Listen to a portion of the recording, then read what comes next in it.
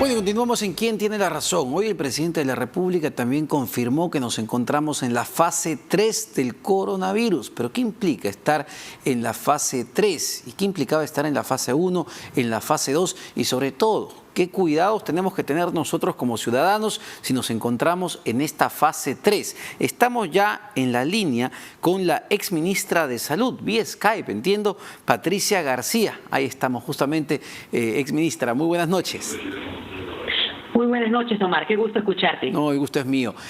Queríamos consultarle para que sea totalmente didáctico, ¿qué implica encontrarse en la fase 3 del coronavirus? A ver, para que la gente entienda un poquito. Cuando ingresa un nuevo agente, como es este virus, el coronavirus, existen por lo menos 3 fases. En la primera, lo que sucede es que comenzamos a ver casos esporádicos. Aparece un caso, que es lo que comenzamos a ver hace un par de semanas. Con el piloto que llegó de Europa. Claro, que íbamos detectando que había gente que ingresaba y tenía los síntomas, se le hacía la prueba y tenía el problema. Ajá. La segunda fase es cuando ya no solamente tenemos casos esporádicos, sino comenzamos a tener lo que llamamos conglomerados. Entonces, una persona que se infecta y comienza a contagiar a sus contactos. En China, por ejemplo, lo que vieron es que los conglomerados eran bien familiares. Casi todos estaban rodeados y era parte de la familia. En otros lugares, los conglomerados se pueden dar un poco más allá, en el sitio de trabajo, ¿ok? Esa es la segunda fase. Y la tercera fase es cuando de estos conglomerados ya comenzamos a ver que los casos se presentan en la comunidad y no es tan claro, digamos, es un poco más alejado el contacto. Es decir, cuando ya no queda claro quién contagió o cómo se contagió, porque hasta lo que teníamos con el piloto que volvía de Europa es que efectivamente él llegó a contagiar hasta 7 miembros, si no me equivoco, de su familia, pero era claro quién era el agente cero. Un conglomerado. Claro. A eso le llamamos un conglomerado. Pero lo que sucede es que cada una de estas fases, porque eso es bien técnico, y para lo que nos sirve es para poder tomar decisiones de qué acciones se deben hacer para poder contener cada una de las fases, ¿ok?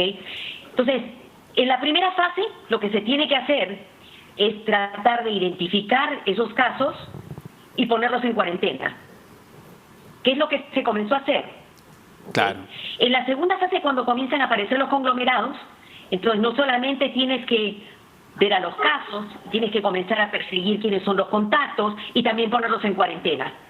Y hay si te das cuenta, mucho de esto depende que la gente, que podamos detectar a las personas, que tengamos pruebas, que la gente te diga realmente de dónde viene, qué está pasando, etcétera. Y la tercera fase, que es cuando comenzamos a ver que hay más casos que están un poco más alejados de los conglomerados y a veces es también difícil definir cuál fue el contacto, ya hablamos de esta tercera fase comunitaria, que tiene varias fases, o sea, puede ser comunitaria temprana hasta una comunitaria en la que todo el mundo se está infectando. En este momento, entonces, y en este momento en particular, en el que nos encontramos 117 casos reportados, más de 2.000 despistajes, ¿estaríamos en una fase 3 temprana? ¿Estaríamos entrando a la fase 3? Estamos entrando en la fase 3 y eso es lo importante y lo interesante, que las acciones que se están tomando aquí en el país se están tomando de manera temprana. Muchos países esperaron hasta tener una fase comunitaria en la que había muchísima gente, toda la gente estaba cayendo. Aquí, en relativamente corto tiempo, se han dado las acciones y se ha puesto como prioridad la salud del país. ¿Y cuáles son las acciones? Las acciones pueden ir desde acciones un poco más flexibles, el cierre de colegios, de universidades, y pedirle a la gente que distancie, ¿no? Que lave las manos, que trate de mantener una distancia de metro y medio. Que lo primero que se dijo la semana pasada, me parece que fue el jueves, pero esas medidas pueden ir hasta medidas, porque podemos llamarle un poco más extremas, pero que son necesarias, como las que ya se tomaron, en las que estamos haciendo no solamente distanciamiento social, sino aislamiento social, en el que se le está pidiendo a las personas, no por vulnerar sus derechos, sino porque es necesario romper la transmisión, que se quede en su casa. Porque que lo que le vimos, saque la vuelta al sistema. lo que vimos, me parece, por ejemplo, en el caso de China, donde más contagiados ha habido, es que recién comenzó a bajar o a no crecer en realidad de manera tan importante el número de contagiados cuando se tomaron medidas de aislamiento.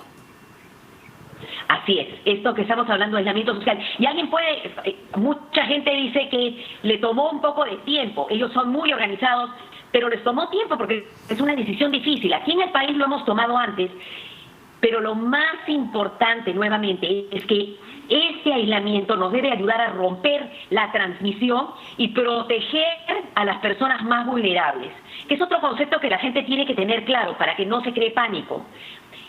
De todas las personas que se infectan, más o menos la mitad no tiene síntomas. De la otra mitad, 2/3 van a tener síntomas que van a ser relativamente leves, como una gripe con fiebre, con tos, malestar.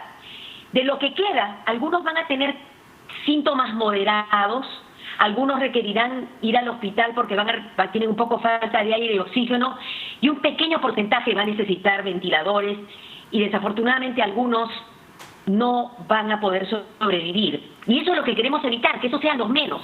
Pero ¿quiénes son esos? Personas mayores de 60 años, con enfermedades crónicas, hipertensión, diabetes, problemas pulmonares. Y a ellos tenemos que protegerlos. Entonces, en este aislamiento que estamos haciendo, además tenemos que tener claro que las personas de mayor riesgo deberían ser las que se queden en casa totalmente. Y si nosotros, por alguna razón, por la cuestión del trabajo, qué sé yo, tenemos que salir, nos tenemos que mantener alejados de ellos para protegerlos. Ahora, en cuanto dado que lo menciona, el tema de los respiradores, ¿estamos preparados a nivel de equipamiento para enfrentar un contagio mucho más agresivo en las próximas semanas, en los próximos días? Mira, el mundo no estaba preparado para una cosa así. Y lo hemos visto, hay ejemplos, creo que todo el mundo lo ha visto en Internet, Italia, España, etcétera. Obviamente, en nuestros sistemas de salud les falta mucho, y por esa razón hay dos cosas por lo menos clave que se tienen que hacer. Una, se tiene que tener un inventario clave y claro de cuántos ventiladores se tienen en el país, asegurarse que estén funcionando, ver si se pueden comprar más. Hay una partida que se ha puesto para eso, pero lo más importante es cerrar el caño. ¿Sabes a qué me refiero con cerrar el caño? Tenemos que parar el número de personas que se infectan, de tal manera que sabemos que van a haber personas que tengan el problema y que puedan necesitar ventilador, pero que esos sean los menos, de tal manera que con los ventiladores que tenemos podamos darles los servicios que necesitan y podamos ayudar a que su sistema inmune, su sistema de defensa venza la infección y finalmente puedan salvarse. Yo creo que por esa razón es clave que la gente entienda ¿por qué se está haciendo esto? Necesitamos bajar la curva. Y hay otro mensaje que creo que es bien importante. La gente está pensando que porque ayer era 80 y hoy día era 100, estamos malísimos. Las medidas que se dan en un día no tienen resultado en un día. Y además las medidas estamos ajustándolas además. Las medidas que se den hoy día van a comenzar a dar resultados realmente en la disminución del número de casos por día, probablemente en los siguientes 14 días. Y esto es porque la gente ya se infectó antes, ¿ok? Y el tiempo de incubación es más o menos 14 días, de repente no se dieron cuenta, tuvieron contacto con alguien, cuando comienzan a tener los síntomas recién los detectamos. Entonces, tenemos ya gente que está allí infectando o se ha infectado que recién la vamos a detectar. Claro. Y la segunda cosa es que estamos comenzando a hacer más diagnósticos. Ahorita están saliendo personal de salud, o sea, todo se ha movilizado y cuanto más buscas, más encuentras. Entonces, quisiera que quede claro esto, no hay que entrar en pánico. El hablar de estadio 3, no se asusten. Estamos en la etapa, eso significa, es una cuestión operativa. Estamos entrando en la comunidad, estamos actuando temprano, es importante tomar estas acciones y vamos a esperar que los números sigan subiendo hasta que comiencen después. Fíjate, cuando habla de 116 es el acumulativo, todos los casos. Sí, claro. Pero lo que queremos ver es que por día comiencen a bajar progresivamente Eso es lo que vamos a esperar. Ahora, hablando de las poblaciones vulnerables, ha quedado claro que son las personas mayores de edad, con enfermedades preexistentes, pero por ahí se ha escuchado el tema de las personas o de las mujeres embarazadas. ¿Ellas son una población vulnerable también? ¿Los hijos que llevan en el vientre son población vulnerable? Mira, los datos, hay datos que ya vienen de varios países.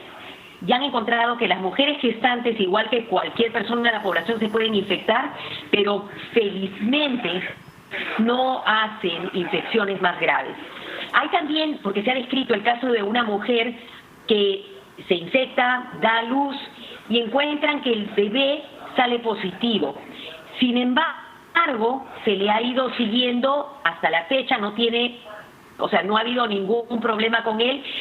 Se cree que probablemente en el momento del nacimiento de tal vez cargando, lo que sé yo, de alguna manera falló la bioseguridad y se infectó. Entonces, eso no es, por ejemplo, como el caso de la influenza. En la influenza, las gestantes son un grupo de riesgo, los niños son un grupo de riesgo, porque pueden hacer infecciones más severas.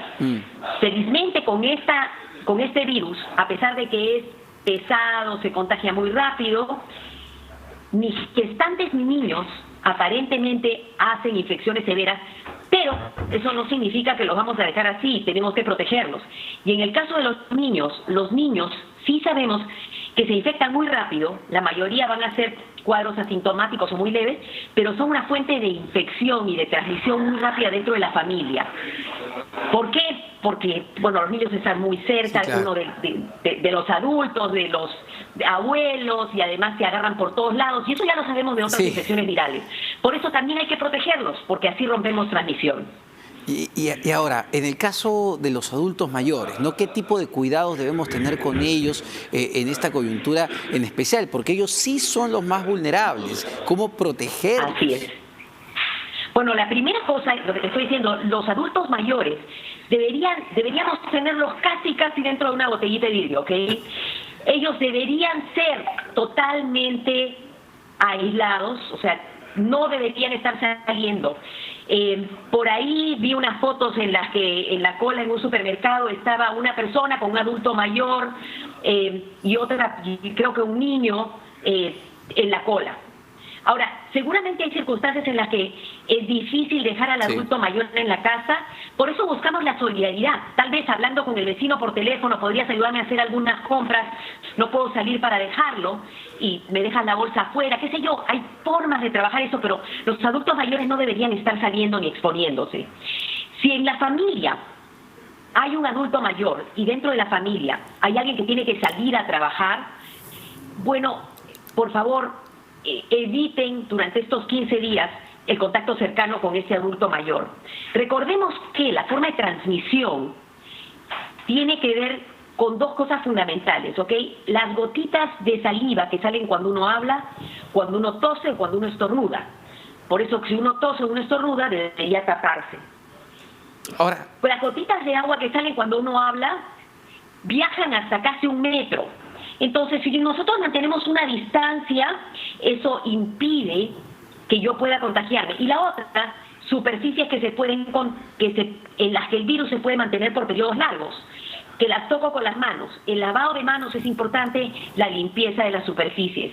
Entonces, yo les recomendaría que si, por ejemplo, en el caso tuyo, ¿no?, que estás yendo a trabajar porque tienes que dar la información que necesita en este momento la ciudadanía para la calma, si tienes a alguien, un adulto mayor en tu casa, salúdalo de lejos y trata de mantenerte cierta distancia, lávate muy bien las manos, trata de cuidarlo como son de oro y tenemos que cuidarlos. Importantísimo, importantísimas recomendaciones, exministra, muchas gracias. Patricia García, exministra de Salud, dándonos luces y recomendaciones al respecto.